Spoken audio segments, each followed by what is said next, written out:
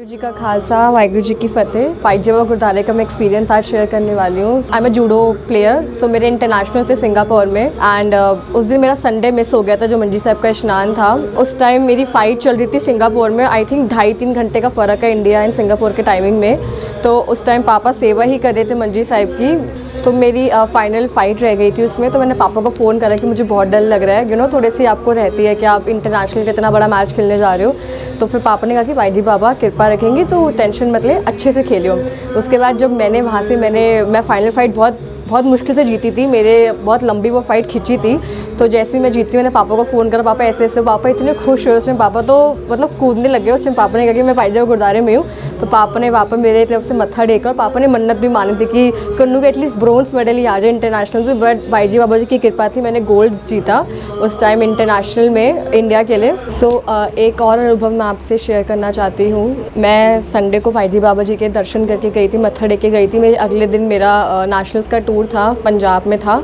उस टाइम बहुत ज़्यादा सर्दी थी, 2 डिग्री सेल्सियस और 3 डिग्री सेल्सियस के बीच में रहता था टेम्परेचर। एंड उस टाइम नहाने की भी बहुत प्रॉब्लम होती थी। बट भाई जी बाबा जी की बख्शिश है कि मैं ठंडे पानी से भी उधर नहाई, क्योंकि मैं डेली भाई जी बाबा जी का स्मरण रोज़ पाठ करना होता था। तो व्हेन आई रिमेंबर्ड कि मैंने पापा को फ़ोन करा कि पापा मेरे ऐसे ऐसे फ़ाइट है और बहुत ज़्यादा ठंड हो रही है, मतलब बॉडी नहीं चलती। तो पापा ने अरदास करी भाई जी बाबा जी के दर पे आकर। मैंने भी अरदास करी और भाई जी बाबा जी की कृपा थी कि इतनी ठंड में, मतलब जब 2 डिग्री टेम्परेचर 3 डिग्री टेम्परेचर था, एक खुले मैदान में मेरी फ़ाइट थी, वहाँ मैंने गोल्ड मेडल जीता नेशनल्स में। तो इसी सब भाई जी बाबा जी की कृपा है। हम बचपन से इस दर पे आ रहे हैं और साथ संगत जब एक बार ज़रूर आके मत्था टेको भाई जी बाबा जी गुरुद्वारे में, तो बहुत कुछ मिलेगा अगर तुसी सच्चे दिल नाल स्मरण करोगे, सच्चे दिल नाल सेवा करोगे। तो वाहिगुरू जी का खालसा, वाहिगुरू जी की फ़तेह। वाहिगुरू जी का खालसा, वाहिगुरू जी की फतेह। मैं पाजी बाबे गुरुद्वारे की साथ वाली गली में रहती थी और मेरा पाजी बाबे गुरुद्वारे में आना जाना था। डैडी बिस्तरों की सेवा करते थे गुरुद्वारे में और मेरे दादाजी सेवा करते थे और मेरे ताया जी ने भी सेवा की, बिस्तरों की और बर्तनों की। तो उनको देख देख कर मेरे मन में भी भावना आ गई और मैं भी सेवा करने लगी और ऐसे मेरा गुरुद्वारा आना जाना हो गया। जैसे कहते हैं ना, बचपन में ही घर पे जैसे माहौल होता है बच्चा वैसे ही बन जाता है। तो मैंने अपने घर के माहौल में देखा गुरुद्वारे में सेवा करनी है, आना है जाना है, तो हम बेझिझक गुरुद्वारे जाते, हारमोनियम बजाते। पहले मैं कीर्तन भी करती थी, तो हारमोनियम बजाना, झाड़ू पोछे की सेवा करनी। मुझे ऐसे लगता था कि मैं घर पे बैठ के पढ़ूंगी तो मुझे कुछ नहीं याद होगा, और मैं गुरुद्वारे जाकर, रूम्स हैं ऊपर बने हुए, वहां पे जाकर पढ़ती थी और मुझे जल्दी याद हो जाता था। ऐसी पाजी बाबा की कृपा होती थी कि मैं क्वेश्चन का आंसर याद करती थी और मुझे जल्दी याद हो जाता। फिर ऐसे मेरे नंबर भी अच्छे आए, तो ऐसे मेरी पाजी बाबा की गुरुद्वारा में आस्था बन गई और मेरा गुरुद्वारा छूटा ही नहीं। गुरुद्वारे में जाकर बहुत कुछ होता है और बहुत कुछ मिल जाता है। वो कहते हैं ना, बिन मांगे सब कुछ मिल जाता है। वही है मेरे साथ कि मैंने मांगा कुछ भी नहीं, निष्काम होकर सेवा की और बाबा जी ने मुझे बहुत अच्छा परिवार दिया और बहुत कृपा है बाबा जी पर मेरी। मुझे ऐसा परिवार मिला है, पढ़ने पाठ पूजा करने वाला, जैसे कहते हैं पंजाबी पढ़न गुड़न वाला, पाठ पूजा करने वाला, मुझे ऐसा ही परिवार मिला है। और आप भी जाओ, सेवा करो, बाबा जी के दर में सब कुछ मिलेगा आपको। वाहिगुरू जी का खालसा, वाहिगुरू जी की फतेह। वाहिगुरू जी का खालसा, वाहिगुरू जी की फतेह। हाँ प्यारी साध संगत, एक दो गल्लां तुहानूं शेयर करना चाहना मैं। कल मेरी बेटे दा भी एडमिशन सी बाल भारती पब्लिक स्कूल जो होगी पूसा रोड है, उत्थे एडमिशन बड़िया लोगों दी अप्रोचां सन, लाखां रुपए डोनेशन। असीं ते भैया छोटे आदमी हाँ, ते महापुरखा के बेनती की। तो एक दो बार इन्होंने कहा भी भाई बड़ा मुश्किल है, मुझसे कह नहीं नहीं वो प्रिंसिपल नहीं मानता। मैं कहा नहीं, असी अरदास करके गए तो प्रिंसिपल बार बार क्यों हो रहा है, मैं बेटे का एडमिशन कराना है हमने। अच्छा क्या नाम है, मोहित बत्रा।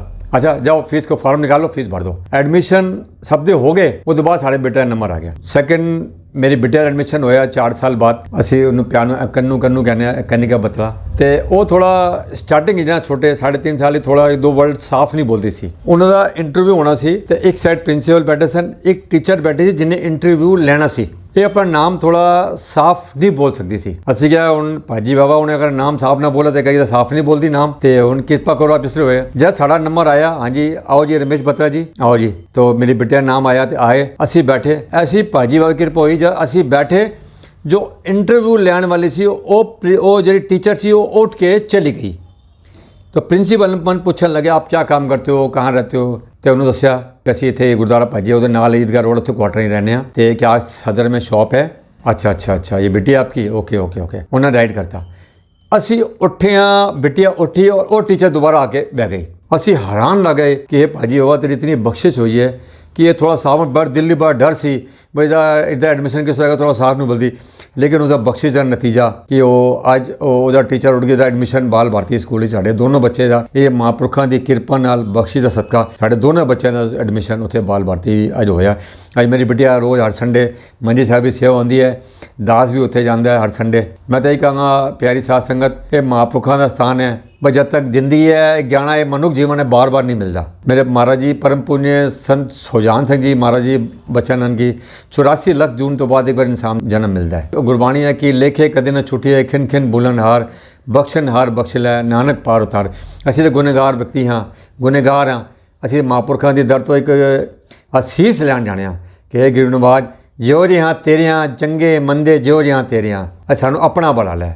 वाहिगुरू जी का खालसा वाहिगुरू जी की फतेह।